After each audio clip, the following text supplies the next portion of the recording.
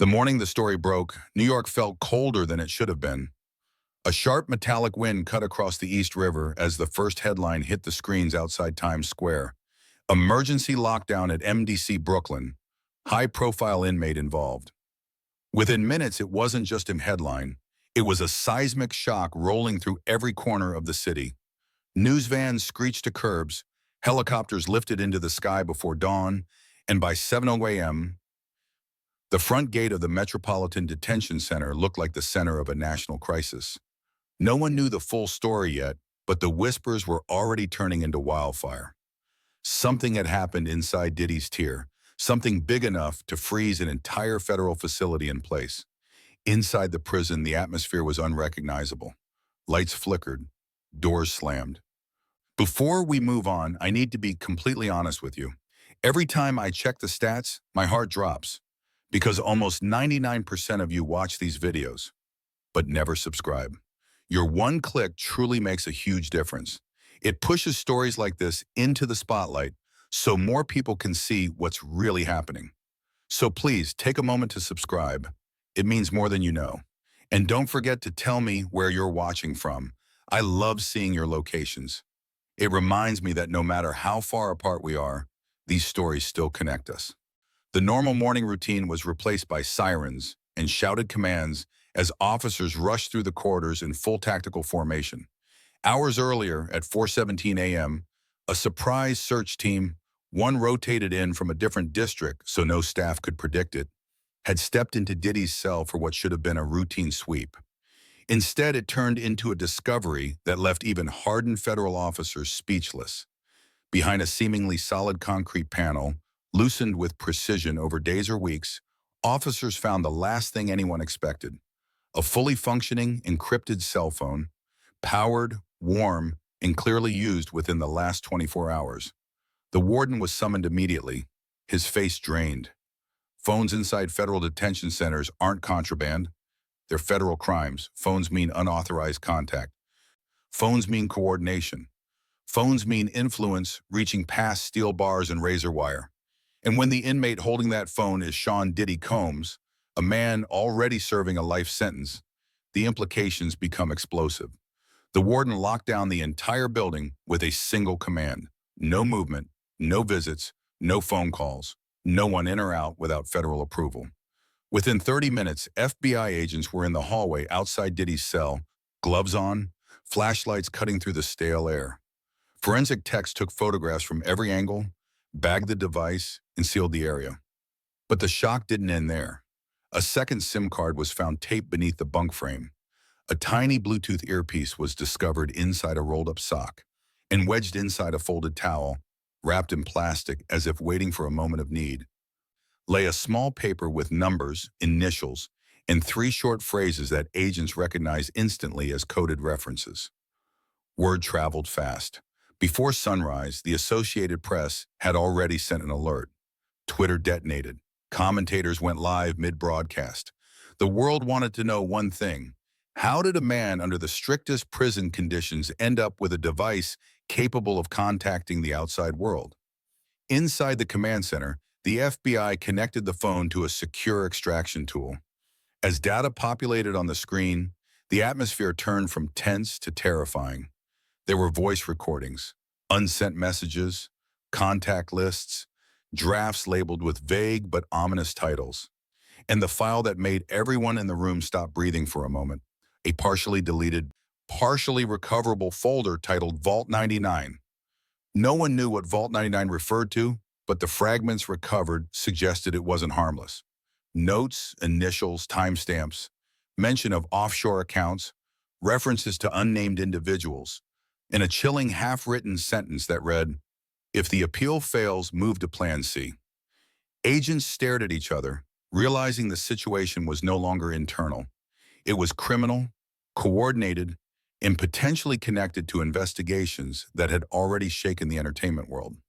Meanwhile, Diddy was pulled from his cell and escorted to an interrogation room. He looked tense, jaw tight, eyes darting. His legal team had been alerted, but they weren't allowed inside yet. The marshals sat him down under harsh fluorescent lights. He asked what this was about. He got no answer. Only silence and the knowledge that whatever happened next wouldn't stay inside these prison walls. Outside, crowds began to form behind barricades. Some shouted in disbelief, others in celebration. Camera operators shoved each other to get closer. Reporters yelled into microphones as breaking news graphics hit every major network.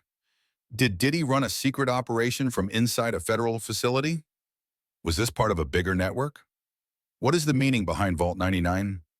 For the country watching, it felt like deja vu. The story wasn't over. It was starting again, louder than before. And as the phone's data continued to load, one thing became terrifyingly clear. Diddy's empire hadn't died with the sentencing. It was still moving, still breathing, still trying to survive, right from inside a prison cell that was supposed to be airtight. This wasn't just a contraband violation. This was the spark of something far more dangerous, the beginning of a second reckoning. By noon, the FBI's digital forensics lab inside MDC Brooklyn looked like a war room. Agents crowded around glowing monitors while lines of code scrolled across the screens, pulling hidden fragments out of the phone's encrypted memory. The deeper they dug, the darker the picture became. This wasn't a simple contraband device. This was a command center, small, silent, but frighteningly active. Voice memos carried muffled whispers, almost inaudible, but the cadence was unmistakable. Draft messages, never sent, read like instructions waiting for their moment. And inside the half-deleted Vault 99 folder, the fragments that survived deletion hinted at something broader, something that stretched far beyond prison walls. One recovered note made agents pause. Secure the backup drives, she can still be pressured. The timestamp on it was recent, alarmingly recent. Another file, scrambled but partially restored, contained a list of initials paired with dates and coded dollar amounts. Investigators recognized two of the initials immediately. Both belonged to individuals already under sealed federal investigation for obstruction in the original case. If Diddy had been communicating with them from behind bars, it meant the life sentence hadn't stopped the network. It had only forced it to move underground. The warden paced the hallway outside the lab, pale and furious. He had already placed two staffers on emergency suspension. One was the maintenance worker who had accessed Diddy's tier under suspicious work order logs. The other was a guard whose badge had been used near the cell at a time when she wasn't scheduled to be on that floor. Both had left the building before sunrise, neither answering calls, both now the subjects of federal warrants. Every new discovery increased the sense that this wasn't a lone violation, but a coordinated infiltration. By early afternoon, SDNY prosecutors were summoned to the prison for an urgent briefing. Their expressions hardened as agents slid printed screenshots across the metal table. Logs showing covert searches, stored contacts identified only as gatekeepers, and a set of handwritten digital notes listing actions such as delay, silence, prepare fallback, and the cryptic phrase Plan C if the window closes. When investigators traced the few outgoing pings from the device, their suspicions deepened. The phone had connected twice to a disguised tower relay, both signals pointing toward a warehouse in Queens, already linked to one of Diddy's former private security contractors. That single detail changed everything. This wasn't just possession. This was conspiracy. By the time the sun began to fall behind the Brooklyn skyline, the story had detonated across every news network.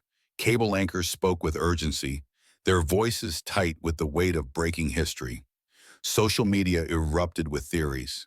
Some insisted the device was planted. Others argued this proved years of rumors about hidden networks and quiet intimidation. But one detail unified the public's reaction: the sense that whatever happened inside that cell was not accidental, not impulsive. It was strategic. Inside MDC, Diddy sat in an interview room under watch, aware that something large was unfolding outside the door but unable to piece together the full picture. His attorney finally arrived, breathless and visibly shaken, demanding to know the scope of the allegations. But federal agents refused to release specifics yet. All they confirmed was that the case had widened considerably and that the court would be notified within hours. Diddy pressed his palms to the table, eyes narrow, jaw clenched. He denied everything. He called it a setup. He insisted he had no knowledge of the device. But the evidence was painting a different reality. By early evening, the Department of Justice made their move. They filed an emergency motion with SDNY requesting an immediate review of sentencing conditions based on post-conviction criminal coordination. In legal terms, that phrase alone was devastating. It meant obstruction. It meant conspiracy. It meant new charges. And for someone already serving life, it meant the one thing no inmate ever wants to hear. Your sentence is now subject to enhancement. When the motion leaked, it sent shockwaves through the country. Reporters raced to courthouses. Commentators warned this could redefine celebrity criminal accountability. Even politicians began weighing in as the evening news crawled with declarations like, "Second wave of charges incoming," and "Diddy's prison breach may trigger historic sentencing escalation." And in the middle of that storm, Cassie's attorney released a single icy statement outside her Manhattan office. Cameras swarmed her as she stepped to the microphones, freezing the moment with her calm voice. "We are not surprised by these developments. Patterns do not disappear simply because a prison door closes." The world froze. The cameras clicked. And for the first time since the trial, it became clear to everyone watching that the story wasn't just reopening. It was accelerating. Because if the evidence inside that phone proved true, Diddy hadn't just violated prison rules. He had challenged the justice system itself. And the justice system was about to answer.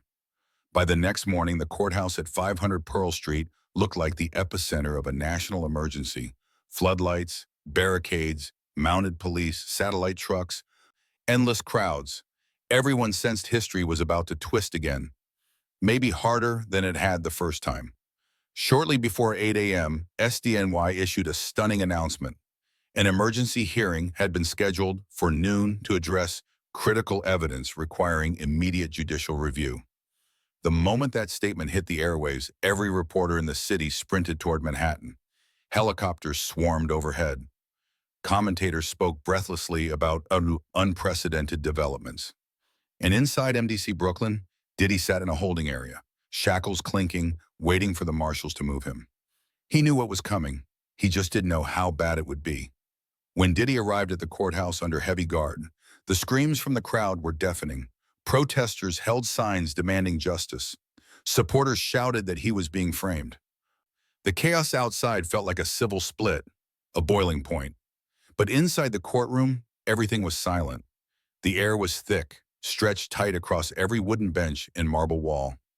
The jury box sat empty, but dozens of reporters filled the gallery, fingertips hovering over keyboards. Cassie was seated quietly along the back row, expression unreadable, hands clasped tightly. She didn't need to say anything. Her presence alone said everything.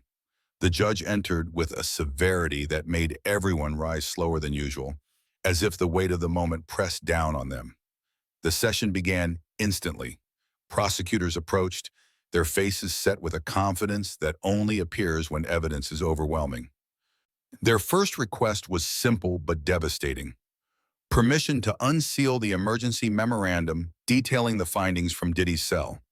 The judge agreed. A clerk distributed thick packets to the defense table in the court.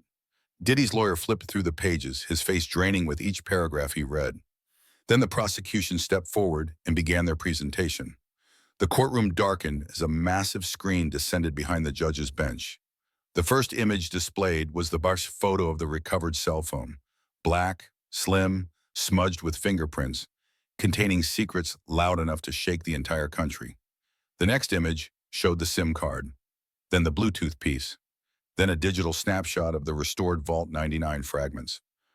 Gasps echoed through the courtroom as prosecutors explained how the device connected to disguised towers, how messages had been drafted containing strategic instructions, how names of witnesses under protection appeared on handwritten digital lists, and how a recovered voice memo, muffled but chilling, referenced pressure points and timelines before the door closes.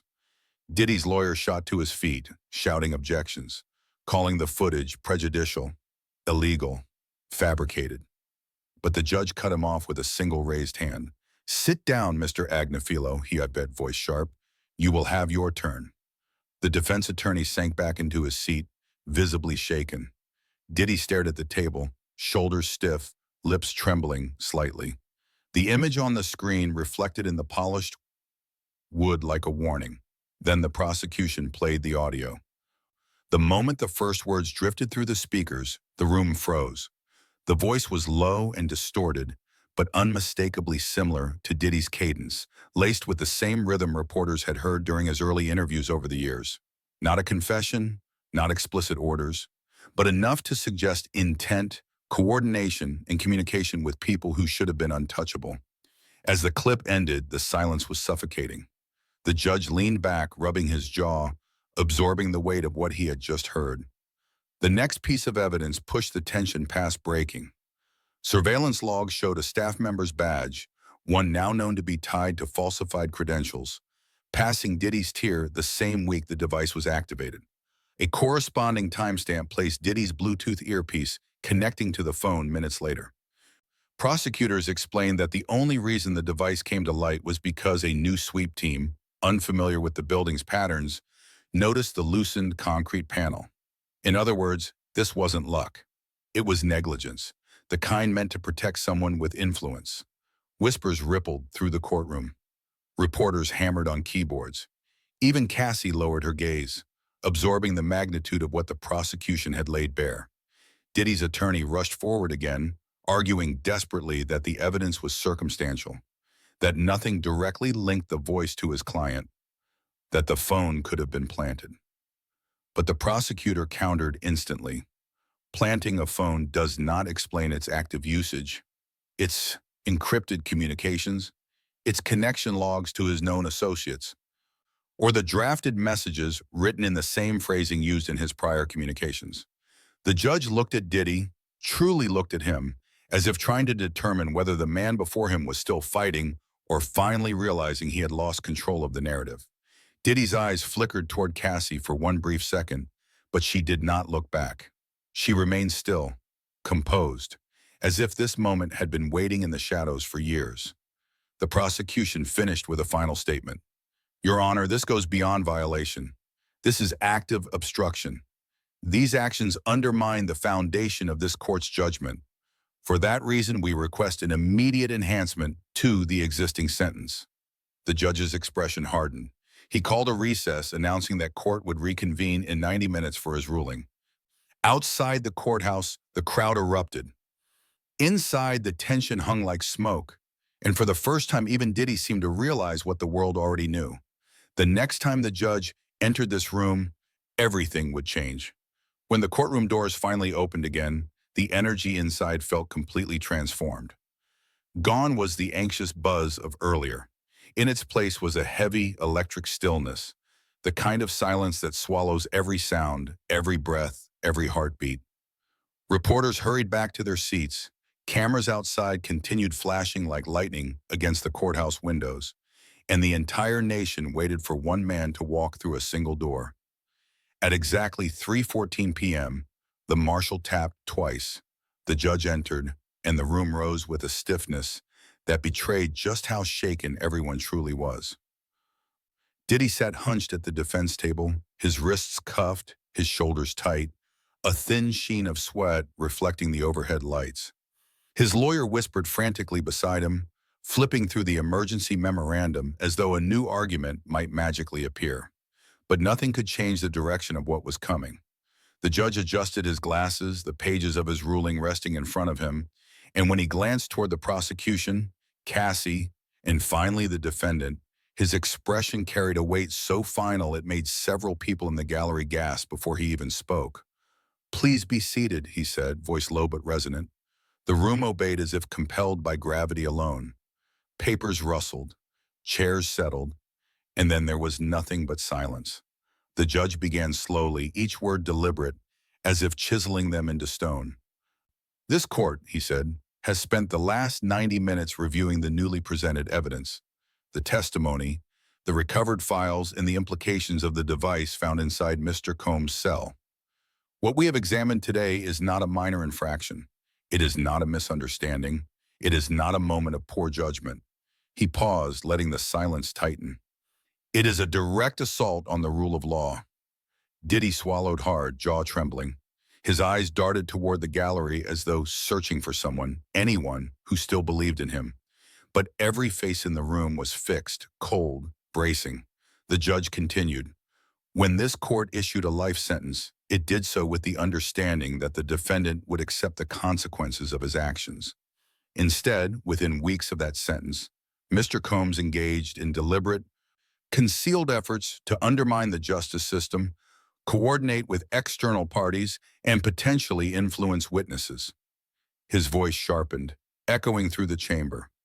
"What was discovered in that phone goes far beyond contraband. It reveals an ongoing operation." The defense attorney leapt up, voice cracking as he objected, insisting the evidence was circumstantial, that nothing definitively tied the drafts or voice memos to his client, that the phone could have been planted. But before he could finish his sentence, the judge raised a hand, not angrily but with a calm finality that froze the air. "Sit down, Mr. Agnifilo. Your objections are noted. They do not alter the outcome." The lawyer sank back into his chair, defeated, shoulders slumped. The judge turned his gaze fully to Diddy, and the room felt smaller instantly. "Mr. Combs," Vaughn said, "I gave careful consideration to your history, your influence, and your prior contributions at your original sentencing. But your actions in custody, actions which this court finds intentional, calculated, and deeply troubling, leave no room for leniency." Diddy's eyes widened, panic spreading across his face. "In light of the new evidence," the judge said, "and in accordance with federal sentencing guidelines for aggravated obstruction, criminal conspiracy, and post-conviction misconduct, this court has reached its decision." The room held its breath. "Your original life sentence is hereby extended. You are sentenced to 3 consecutive life terms without the possibility of parole, appeal, or sentence reduction." Gasps shot across the gallery like an electrical current. Several reporters leaned back in shock, their fingers frozen above their keyboards. One woman covered her mouth. Another whispered, "Oh my God." Cassie closed her eyes, a single breath leaving her body as though releasing the last remnants of a nightmare. Diddy broke. His head dropped into his cuffed hands, shoulders shaking once, not in anger, but in a quiet, devastated disbelief. His attorney placed a hand on his back, whispering empty promises about appeals, constitutional challenges, procedural flaws. But his words fell flat. Every pathway had closed. Every route had collapsed. The judge's ruling was final. The judge ended with a single resounding message. "Let this serve as a reminder to every person who believes power can outlast accountability. Justice does not bend. Not in this courtroom. Not in this nation." The gavel slammed once, then again. The sound reverberated through the marble walls, through the corridors, through every camera waiting outside, marking the moment a chapter ended not with redemption, but with irreversible consequence. Marshals moved in immediately. Diddy did not resist. His legs trembled as they lifted him to his feet. Shackles clinked, echoing like distant metal chains. As he was escorted down the aisle, he turned his head slowly toward Cassie. For a brief second, their eyes met. The man who once believed he controlled every room now confronted by the one person he could never silence. Cassie didn't move, didn't flinch, didn't smile. Her silence was the final verdict. Outside, chaos exploded. Sirens wailed. Reporters shouted over one another. Protesters screamed. Supporters cried. Screens across the world flashed the same line. "Breaking Diddy life sentence tripled." And as federal marshals loaded him into the transport van, Diddy stared through the reinforced glass, realizing that for the first time in his life, there was no stage, no spotlight, no audience to charm. Only the cold, unshakable truth of a future sealed shut by his own choices. This was no longer the fall of an empire. This was its burial.